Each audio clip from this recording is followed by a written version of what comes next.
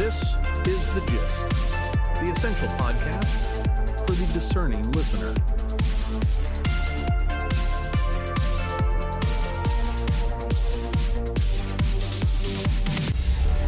Welcome to The Gist. I'm John. And I'm Mary. It is Monday, August the 3rd, 2026. We are your smart friends on the go, making sense of the day's news. Let's get into it. We start with the Gist view. Today, we are looking at a mega deal that exposes a harsh reality for Europe. AstraZeneca is the United Kingdom's second largest listed company. They want to merge with United States drugmaker Bristol Myers Squibb. It is a massive $400 billion tie-up. This would create the world's fourth largest pharmaceutical group. AstraZeneca and Bristol Myers both need to combine their cancer drug portfolios because some major patents are expiring soon. But here is the core insight. Politicians in Europe constantly warn about the economic threat from China. Yet this deal proves the primary threat to European industrial sovereignty is actually American capital. It all comes down to incentives. AstraZeneca is a massive company valued at $264 billion. They are absorbing a much smaller target. Bristol Myers is worth $133 billion. Despite this, the new combined entity will almost certainly base itself in the United States. Why? Because American investors pay more for stocks. They offer deeper pools of cash and higher valuations. This completely reverses the old trend. Back in 2014, the American firm Pfizer tried to buy AstraZeneca to capture a lower tax rate in the United Kingdom. Today, the geographic pull is driven entirely by Wall Street. The resource flow clearly benefits the American stock market, draining premier firms right out of Europe. Let's shift to the global overview. This exact same transatlantic gap is shaking up the auto industry. General Motors and Ford just raised their annual profit targets. Why?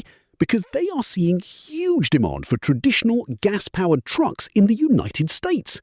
The American market has fewer penalties for gas vehicle emissions right now. Compare that to Europe.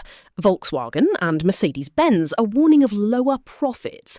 They are spending heavily to restructure and fight off cheap electric vehicles from Chinese competitors. Once again, the United States environment offers a structural advantage. Who benefits? United States carmakers leaning into traditional trucks. Over in India, the stock market boom is losing momentum. An Indian delivery startup named Zepto just delayed its initial public offering, or IPO. An IPO is when a private company first sells stock to the public. Zepto wanted a valuation of up to $4 billion. Investors rejected that price. So Zepto delayed the IPO and took a smaller $175 million private investment instead. They are not alone.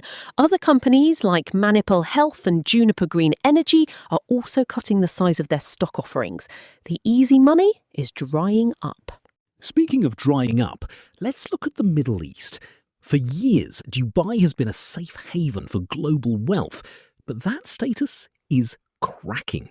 The Wall Street Journal reports that following the United States-Israeli military offensive back in February, Dubai is losing its refuge status. The uncertainty of a broader conflict with Iran is spooking investors. This geopolitical friction is shaking global markets. Japan's Nikkei stock index just dropped 1.4%. The situation is so volatile that Japan is intervening alongside the United States Treasury just to support the value of the yen. We are also watching the Strait of Hormuz. That is a narrow, critical shipping lane between the Persian Gulf and the Gulf of Oman.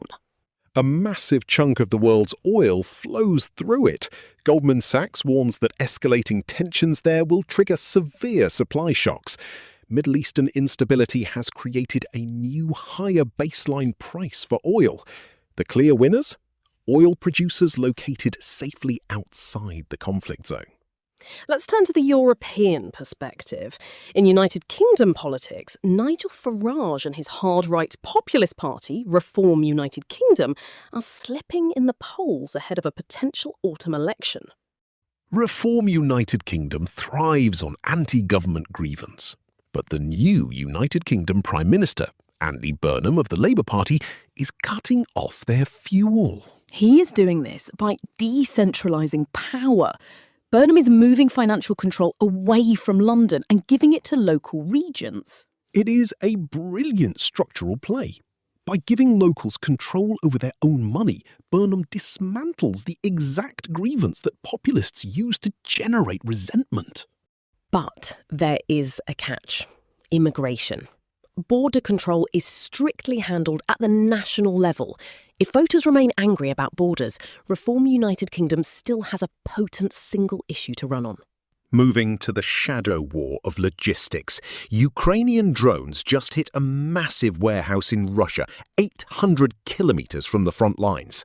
The target was Wildberries. Think of it as the Russian Amazon. It is the absolute linchpin of their consumer economy.